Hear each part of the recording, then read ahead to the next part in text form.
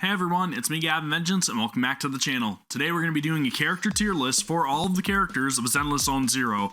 Now I was fortunate enough to participate in the Zenless Zone Zero tuning test which happened recently, and honestly we haven't really got a whole lot of news for the game ever since, and I've been dying to talk more about it because I had an absolutely fantastic time with it, and honestly I feel like the characters are the main selling point of this game, so I kind of want to talk about them, my thoughts about their appearance, and also what I thought of them in gameplay. So with that being said, let's start off with our very first character, who is none other than Anton Ivanov. Now, Anton Ivanov's design, in my opinion, it's pretty damn cool. I'm not really a huge fan of green, and I don't know, maybe that's gonna piss off some people, but it is what it is. Although I will say it does suit her design. I absolutely love her character, and I feel like she's definitely a great baseline character to start off this list with.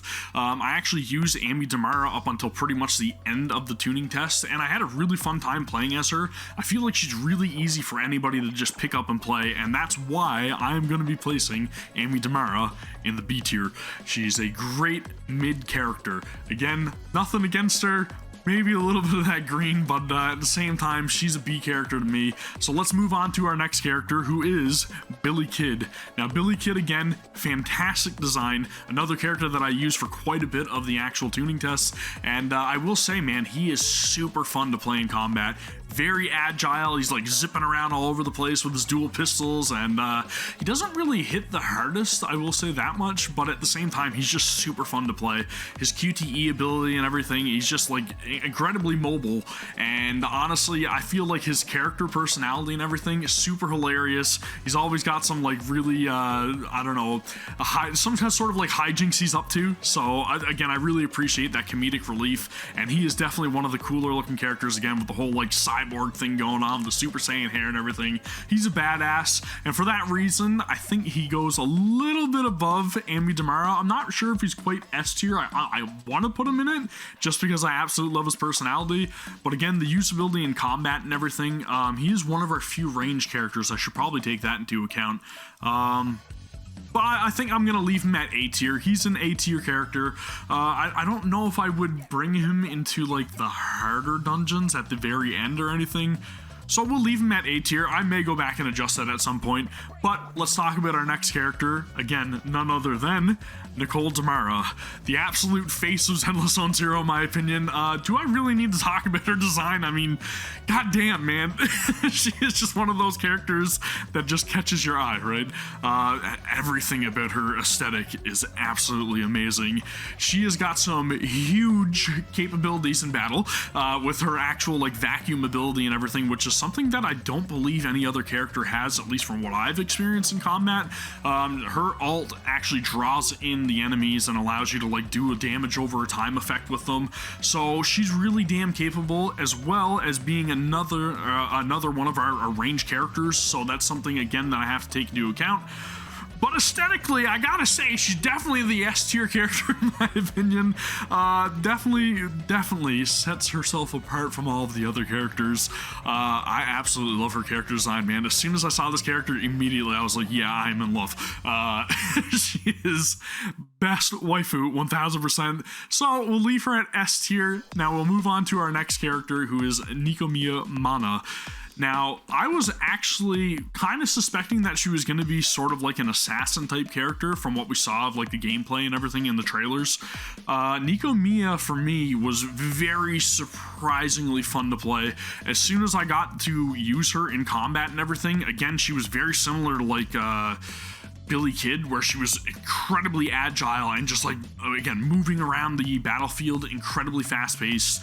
She has some like also really good capabilities for like back attacks and everything, which is something that again is a little bit unique to her, so she's a little bit more of a positional character if you want to take full advantage of her abilities, but at the same time very easy to pick up and play even if you're just a casual player. So at the same time, I think Miyabi, she probably is in the A tier alongside Billy Kid. even though she's not ranged, she feels like she can get in and out of battle really quickly, and I really love that about certain characters. So again, she's going in the A tier. I'm confident about that. Let's move on to our next faction, Corn Wicks. Now, her aesthetic, obviously you got your maid type, right? But at the same time, her weapon is the biggest selling point for Corn Wicks, in my opinion. Again, she's got that kind of shy personality that you're used to seeing with a lot of characters in anime and everything, but her weapon is sick because it's like a scythe, but it has a saw blade on the end of it, and it actually operates the same way that you would think in battle. So whenever you use her charge attack, she attacks with it, and then the saw blade starts spinning and like grinding up the enemies, which is really damn sick. I had a super fun time playing as Corn in the beta. I'd say she's probably another A tier character in my opinion. She doesn't really feel as fast as the other two characters in A tier, but just the overall aesthetic of her combat capabilities and everything is just, it's incredible. So that's why I'm leaving her in A tier, and again, I am super confident with that. And moving on to pretty much everybody's favorite character, Von Lycaon. Von Lycaon, in my opinion, he felt a little heavier than the other characters, while still having a certain level of like mobility, I guess. But he is based around charge attacks. If you guys have read his skill kit and everything, he is really damn cool looking. He's got the butler vibe and everything going on, which I absolutely love. And then, you know, the whole like fox or Lycaon aesthetic, I guess, a werewolf or whatever. He's sick, man. He's absolutely sick.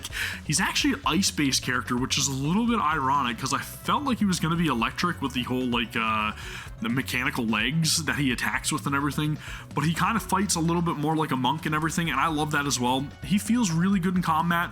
I don't really want to piss off anybody by putting him mid-tier, but again, I'd say he's probably alongside all the other A-tier characters. I did enjoy playing as him, so we'll leave him at A for now, and we'll move on to our next character, who is Kolita Bellabog. Now, Kolita, I wasn't really having like a whole lot of high expectations for this character going in, but after using her, I gotta say, man, she was probably one of my favorite characters to play as in the beta. And I don't know, like obviously she's gonna be a fire type character, you know, with all the whole like red flowing hair and everything. But she has like some tanky capabilities as well, which is really cool. So she's one of our like, I guess kind of like tank capable characters. She felt very heavy hitting, but again at the same time maintaining a certain level of mobility. Really enjoyed playing as Kolita, so I think I'm probably gonna put her in S tier as well. I love her character design. She's got a lot going on, and she seemed like a real badass from all of like dialogue and everything, which again I'm a sucker for. So we'll leave her at S tier, and we'll move on to Ben Bigger the Bear. So Ben the Bear, in my opinion, was definitely, no surprise, the heaviest feeling character in the game. His weapon is kind of just like this pillar, and he smashes it around. He's more of not a tank character, which is kind of weird, and just more of a support character, which is kind of cool. He gives like a lot of like buffs and everything whenever you're swapping out to other characters in combat and everything. So again, he's got his uses, don't get me wrong, but he's probably one of the characters I like the least playing the game. I'll leave him at C tier just because of what he offers in terms of capabilities and everything. And he is somebody that you can bring along and still benefit from him.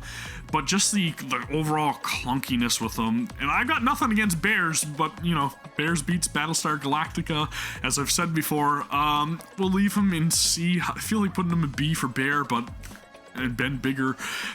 Anyways, we'll leave him at C tier. I didn't really have a lot of fun playing as him, but again, take that with a grain of salt. That's just my own personal opinion. And moving on, Anton Ivanov. Anton, again, another character that felt a little heavier in my opinion. I don't know, maybe it was just me. I know a lot of other people really enjoyed playing as him. He's got like this drill arm that he uses, which is, again, it's really cool. It operates a little bit similar to like Corn Wicks and her ability, where you use the charge attack and then the drill just starts like drilling into the enemies. It's really cool. Again, he has some support capabilities as well. I believe he provides a barrier of some sort Don't quote me on that. I can't remember 100%, but I believe he provides some sort of barrier. So again, he's another like sort of, I don't really want to call him a tanky character, but he's got support capabilities at the very least. I didn't really enjoy playing as him a whole lot in the tuning tests, so I'll put him alongside his buddy Ben in C tier. Maybe he can impress me a little bit more when the game releases, but we'll have to wait and see. Moving on to our next character, we have Alkaku, I believe her name is. Now, she's got like this Oni aesthetic and everything, and I really like her character design.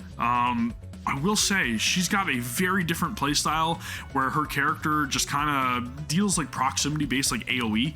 So she has like a lot of like swirling attacks and everything, and she was fun to play as, I will say that much. I would probably say that a lot of people would be able to pick her up as well, so she feels a little bit more balanced. I'd put her in B tier alongside Anby. Yeah, I feel like she belongs in B tier. She's one of the characters that I don't know if I'd prioritize playing in the end game or anything, but I did enjoy playing as her, so that's pretty much where she belongs in my opinion. We will move on to our next character, who is Miyabi. Now, I don't think this is a no-brainer to anybody because she is fantastic to play as. Pretty much as soon as we saw her in the trailer, everybody was like, yeah, she's got to be a must-have.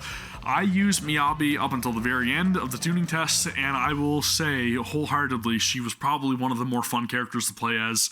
She's just got an incredible skill kit, man, and she, again, is one of those characters that zips around the battlefield. All of the abilities that she has with her sword and everything, just everything, man. Aesthetically, she is the most pleasing character. I absolutely love playing as Miyabi. So Miyabi for me, easy S tier. I don't think there's anything else to say about that. She's incredible. Absolutely incredible. Now, the last character is Soldier 11. Soldier 11, in my opinion, is probably the most technical character to play as in the entire tuning tests. She has like timed hits, and if you hit the action at the right time, it will actually apply fire to her attacks. And she's really damn cool in my opinion. I will say that she is one of the characters that, again, she's a little bit more difficult to grasp, but if you can actually manage to pull off her capabilities in combat, she is probably one of the most top tier characters that we do have. She is really cool. I like her mysterious background and everything. Her character design is a little bit mid, but at the same time, I don't know, man. She has just been one of those characters that since playing as her, I've been like, yeah, I've got to have this character in my party when the game releases. So I'll put her at S tier as well, and I think that will cap off the Zenless Zone Zero character tier list. Again, let me know your own thoughts about the characters down in the comments below and everything, because I know there's going to be some people that's going to disagree with my list, but I feel like that is probably the definitive list for the characters of Zenless Zone Zero thus far. We will probably go back and revisit this if we get introduced to some more characters in the future and everything, and again, hopefully we get some sort of like announcement about the upcoming like beta again, or maybe a release date, because in my opinion, the game felt very polished when I played it, and again, I just really cannot wait to get back into it. So that's going to do it for the tier list. Again, let me know your own thoughts down in the comments below, and we will discuss. Thank you very much for watching, and I'll see you all for the next one. Take care. Peace.